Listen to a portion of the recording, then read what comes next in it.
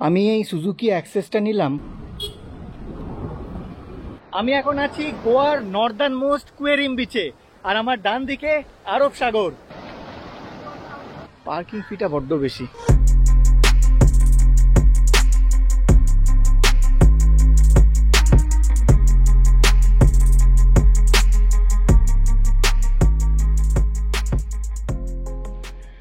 Good morning from Goa.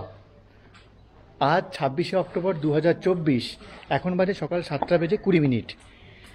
আর আমি এখন যাচ্ছি এই ফন্টেনাস অঞ্চলটা একটু ঘুরে দেখতে।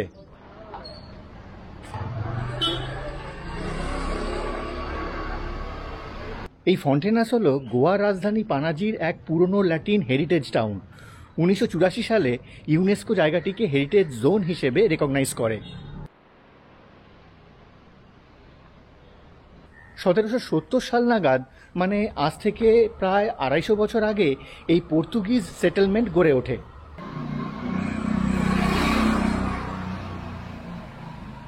ফন্টেনাসের অলিতে গলিতে, ঘরবাড়ির আর্কিটেকচারে এবং রাস্তার প্রতিটা বাঁকে পর্তুগিজ ইনফ্লুয়েন্স সুস্পষ্ট।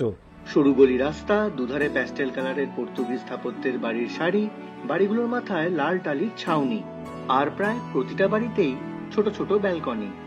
যেন টাইম মেশিনে চড়ে পুরনো কোনো এক ছোট্ট সুন্দর ইউরোপীয় শহরে এসে পড়েছি। এখানকার এইসব রং বেরঙের বাড়িগুলো দেখে সত্যি মনটা ভরে যায়। এক Indian base Scottish historian William Dalrymple Fontainhas সম্পর্কে যথার্থই বলেছেন, a small chunk of Portugal washed up on the shores of the Indian Ocean. শুনলে অবাক হবেন, গোয়ার এই ফন্টেনাস অঞ্চলে এখনও পর্তুগিজ ভাষা সবচেয়ে বেশি প্রচলিত।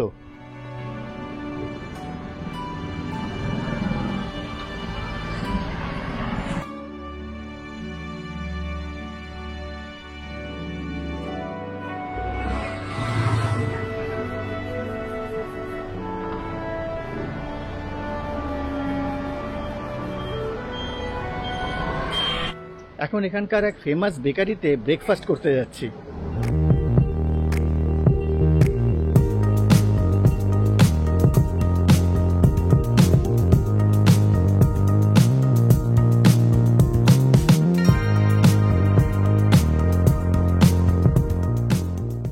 এই সুন্দর ক্যাফে বা বেকারিটার নাম হচ্ছে কনফেটারিয়া 31 ডে জেনেরো। এটি হলো গোয়ার অন্যতম পুরনো বেকারি ও কনফেকশনারি। 1930 সালে স্থাপিত, অর্থাৎ 94 বছরের পুরনো এই ঐতিহ্যবাহী বেকারিটি গোয়ান পর্তুগিজ খাবার দাবারের স্বাদের জন্য বিখ্যাত ও জনপ্রিয়। পুরনো পদ্ধতিতে কাঠ কয়লার আগুনে তৈরি হয় এই বেকারির ফুড আইটেমস। হরেক রকমের কুকিজ, ম্যাকারুন, স্যান্ডউইচ, প্যাটিস, কেক, বেবিনকা ইত্যাদি পাওয়া যায় এই বেকারিতে। এত ভ্যারাইটি আইটেমের মধ্যে থেকে অনেক কষ্টে কয়েকটা পছন্দ করে অর্ডার দিলাম।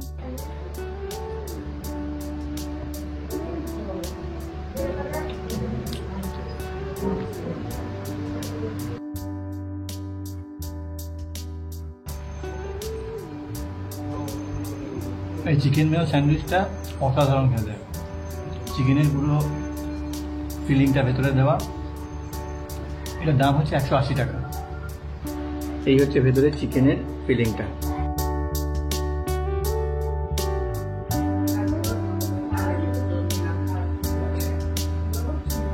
It's really refreshing. বেশ হেভি ব্রেকফাস্ট করে হোটেলে ফিরলাম। বাইক রেন্টাল শপ থেকে স্কুটি হোটেলে দিয়ে যাবে, তার জন্য অপেক্ষা করতে করতে বেশ খানিকক্ষণ বিশ্রাম হয়ে গেল। গোয়াতে কিন্তু ওলা বা উবের নেই।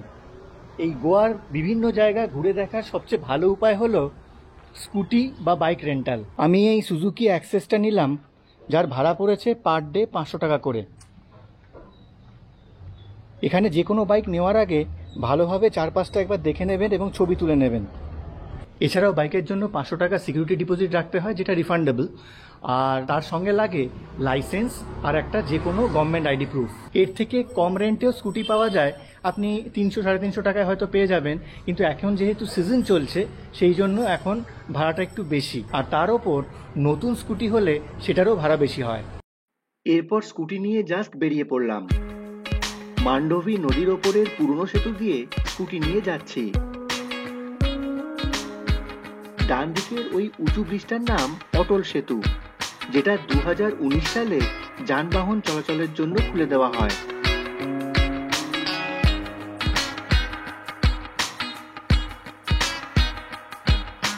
স্কুটি নিয়ে বেরিয়ে পড়েছি।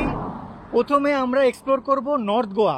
তো নর্থ গোয়ার একদম শেষ বিচ কুয়েরেম বিচে যাচ্ছি এখন। পানাজিতে আমাদের হোটেল থেকে উত্তরে কুয়েরেম বিচের দূরত্ব প্রায় 50 কিলোমিটার, যে পথ স্কুটিতে যেতে সময় লাগবে কম বেশি 1 ঘন্টা 15 মিনিট। গোয়ার ট্রাফিক নিয়ম অনুযায়ী এখানে বাইক বা স্কুটি চালকের হেলমেট পরা বাধ্যতামূলক। পেছনে যে বসছে তার না পড়লেও চলে। এর পেছনে কি কারণ তা আমায় জিজ্ঞেস করবেন না প্লিজ। নিয়মটা আমারই বড় অদ্ভুত লেগেছে। এখন চাপোরা নদীর ওপর কোলভেল ধারগাল ব্রিজ দিয়ে যাচ্ছি। যারা গোয়া এসে বাইক বা স্কুটি ভাড়া করে ঘুরবেন তাদের জন্য একটা গুরুত্বপূর্ণ তথ্য দিয়ে রাখি। সেটা হলো এখানকার বেশ কিছু রাস্তা কিন্তু বেশ খারাই, আর কিছু রাস্তার হাল বেশ খারাপ, তাই সাবধানে বাইক বা স্কুটি চালানো উচিত। আমার ডান দিকের নদীটির নাম টেরেখোল বা টিরাকল রিভার, যার ওপারটা মহারাষ্ট্র।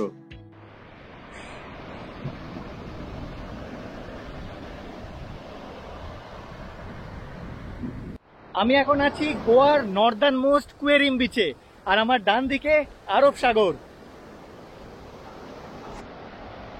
এদিকে হচ্ছে গোয়ার উত্তর সীমানা, এরপরই টিরাকল রিভার, আর তারপরে হচ্ছে মহারাষ্ট্র শুরু হয়ে যাচ্ছে।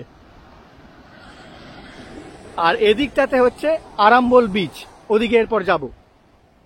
কুয়েরিম বিচ থেকে দক্ষিণে 9 কিলোমিটার গেলেই আরাম্বল বিচ। কুয়েরিম বিচটা বেশ নির্জন ছিল, সেখানে পার্কিং এর কোনো ফিস টিস ছিল না। এখন চলে এসেছি আরাম্বল বিচে। এই আরাম্বল বিচে কিন্তু স্কুটি পার্কিং ফি হচ্ছে 30 টাকা। আর এই হচ্ছে আরাম্বল বিচ।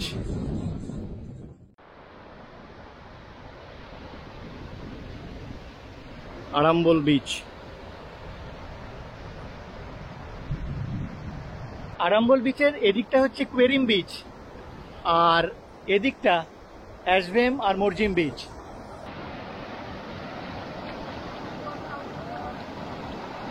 আরাম্বল বিচে কিছুক্ষণ সময় কাটিয়ে ঠিক করলাম এবার হোটেলে ফিরবো, কেননা সূর্যের তাপ প্রচন্ড বেড়ে গেছে।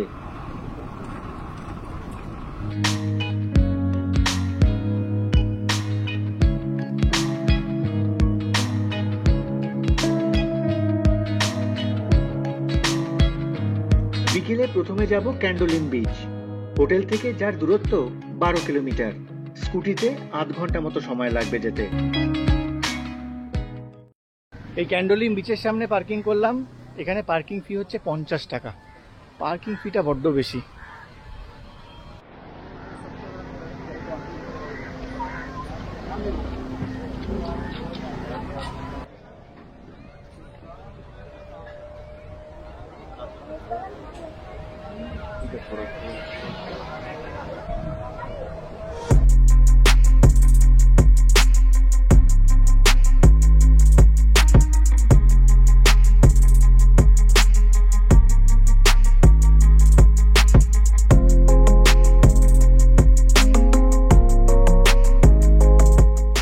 আমি এখন আছি ক্যান্ডোলিম বিচে, আর এখানে প্রচুর টুরিস্ট।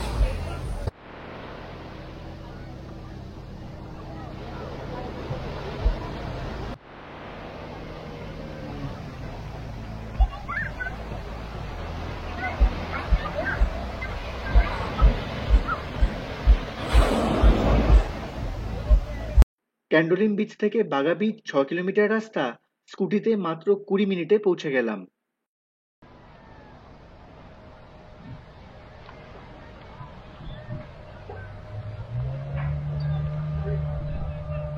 আমি এখন চলে এসেছি গোয়ার একটা খুব পপুলার বিচ, বাগা বিচে।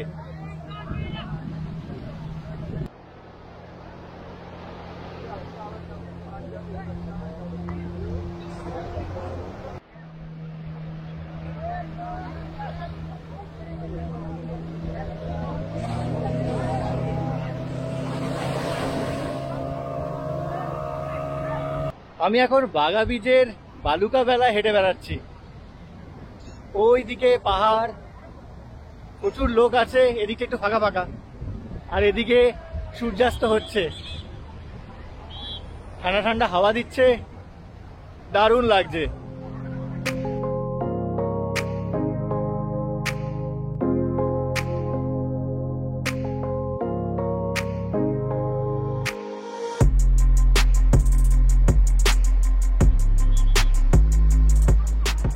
এটা হচ্ছে বাগা বিচ, আর এরই কন্টিনিউয়েশনে ওই দিকটা হচ্ছে কালাঙ্গুট বিচ।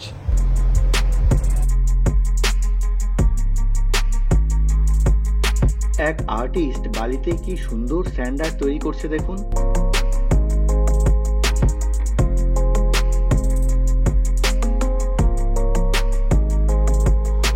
একদম ফ্ল্যাট এই বাগা বিচ সমুদ্র স্নানের পক্ষে আদর্শ।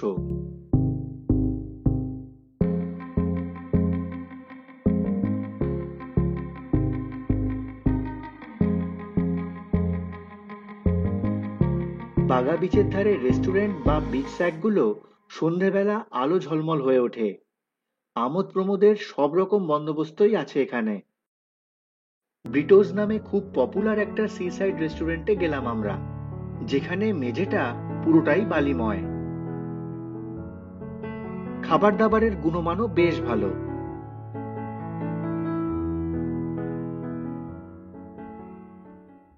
ডিনারে গেলাম পানাজিতে কোকনি ক্যান্টিন নামে এক রেস্টুরেন্টে, যেখানে অথেন্টিক গোয়ান খাবার দাবার পাওয়া যায়। সাদা ভাত, চিকেন ভিন্ডালু আর মশালা পাঁপড় অর্ডার করলাম।